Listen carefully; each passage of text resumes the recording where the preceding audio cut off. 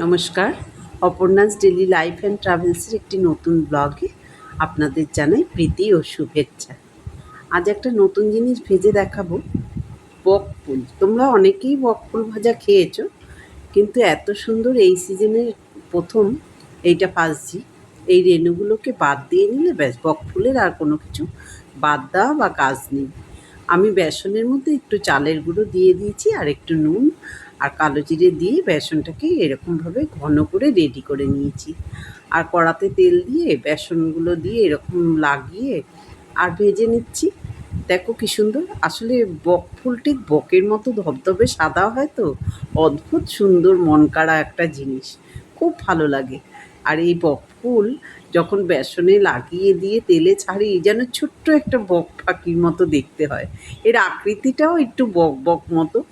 আর বকফুলটা এত সুন্দর ধবধবে সাদা, আবার একদম নিচের দিকে একটু সবুজ মতো, যেন খুব টেস্টি দেখতে লাগে। আহা, খুব সুন্দর! দেখো ভেজেছি যেন একটা পাখি পাখি দেখতে লাগছে বকফুলটা। আকৃতিটাও খুব সুন্দর। আমি এই বকফুলগুলোকে এবার তেলের মধ্যে দিয়ে খুব ভালো করে, একটু তেলটা কিন্তু খুব গরম হতে হবে।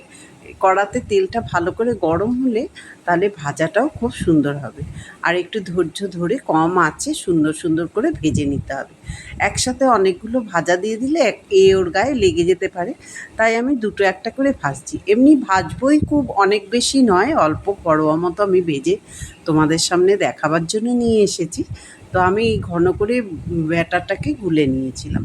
আসলে চালের গুঁড়ো একটা মচমচে ভাব হয়, যেটাই হালকা বকফুলে খুব অসাধারণ মুচমুচে ভাব লাগলে খেতে ভালো লাগে, টেস্টি হয়। শুধু বেসন দিলে একটু মোটা কেমন হয়ে যায়, আর একটু চালের গুঁড়ো দিলে বেশ মুচমুচে মতো হয়। আমি এই বকফুলগুলোকে এরকম হালকা হালকা আঁচের মধ্যে একটু নেড়ে নেড়ে খুব সুন্দর করে ভেজে নিচ্ছি। আর খুব সুন্দর একটা বকফুলের ফ্লেভারও বেরোচ্ছে। খেতে খুবই ভালো লাগবে। ডাল আর সবজির সাথে নিরামিষ বকফুল ভাজা অসাধারণ একটা আইটেম। আমরা তো সাধারণত এই বেগুনি খেয়ে থাকি, বা আলু দিয়ে বেসন দিয়ে খেয়ে থাকি। তোমরা বাজারে একবার বকফুল এলে পারে বকফুল এইভাবে ভেজে খেতে পারো, খুব ভালো লাগবে, জানো তো, খুব সুন্দর লাগে খেতে। আমি এই বকফুলগুলো ভেজে নিচ্ছি আস্তে আস্তে করে। আমি অপর্ণাদি, ওয়েস্ট বেঙ্গল, কলকাতা থেকে বলছি। তোমরা যারা জানো তো জানো, তোমরা যারা জানো না তোমাদের সাথে আমার পরিচয় হয়ে যাক এই বকফুলের মাধ্যমে। আর তোমাদের যদি ভালো লেগে থাকে আমার এই ভিডিওটা, তোমরা অবশ্য করেই লাইক করো, কমেন্ট করো, আর সকলের মধ্যে বকফুলটা ছড়িয়ে দিও। আসলে বকফুল অনেকে চেনে, অনেকে চেনে না। আবার বকফুলের একটা ব্যাপার থাকে, সবাই বলে যে বকফুলটা কীভাবে ভাজবো দিদি, কীরকম করে করে।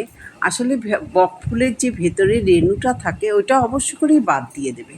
ওই রেণুটা যতদূর জানি আমি, রেণুটা দিয়ে খায় না। তাই রেণুটা বাদ দিয়ে দিলে আর কিছু থাকে না। আর ওই বোটাটা থাকলে কোনো অসুবিধা নেই। আর পরিষ্কার করে একটু ধুয়ে নেবে, নিয়ে বকফুলগুলো ভাজবে।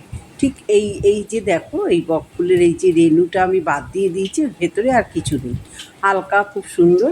ওই যে এই রেণুটার কথা বলছি, হালকা সুন্দর, বেশ সুন্দর দেখতে লাগে। আমি এগুলো একে একে এই বেসনের ব্যাটারটা লাগাবো আর একে একে ভেজে নেব। খুব তাড়াহুড়ো করে ভাজছি না, যে একটার গায়ে একটা লেগে গেলে পারে কীরকম বিচ্ছিরি হয়ে যায়। তাই জন্য আমি অল্প অল্প করে সুন্দর আকৃতি করে ভেজে নিচ্ছি। দেখো লাল লাল মুচমুচে ভাজাটা হয়েছে, অসাধারণ খেতে লাগে, জানো। তোমরা এমনি ভাতের পাতে ছাড়াও বকফুল ভাজা খেতে পারো। এটা চায়ের সাথেও খাওয়া যায়, খুব ভালো লাগে খেতে। মুড়ি চা দিয়ে খেতে পারো, মুড়ির সাথে খেতে পারো। আসলে চপ নয়, চপের যে তোমার আগে থেকে অনেক কিছু তৈরি করতে হয় বা কিছু, এইটা হচ্ছে বেসন দিয়ে জাস্ট একটু মাখিয়ে ছেড়ে দাও, আর কিছু না। এইভাবেই আমি বকফুলটা করে থাকি। আশা করি তোমাদের খুব ভালো লাগবে, নতুন একটা জিনিস। এই সিজনের নতুন। আমি বকফুলটা এই শীতকালের দিকেই বেশিরভাগ পাওয়া যায়, আর সারা 12 মাস পাওয়া যায় হয়তো। আমি পাইনি। আমি এখন এই পুজোর পরেই দেখছি বাজারে প্রচুর বকফুল এসেছে। তাই জন্য গিয়ে পছন্দ হলো, কিনে নিলাম একটু বকফুল আর ভেজে খাওয়াচ্ছি। বকফুল তোমরা খেয়ে, এর পুষ্টিগুণও খুব অনেকটা বেশি আছে। আর বকফুল অন্যভাবে কেউ কিছু যদি করে থাকো, আমায় কমেন্ট বক্সে জানিও। অবশ্যই তোমাদের থেকেও আমি কিছু জানতে চাই।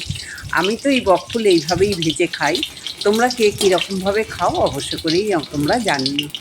দেখো আমার ভাজাগুলো প্রায় হয়েই এসছে।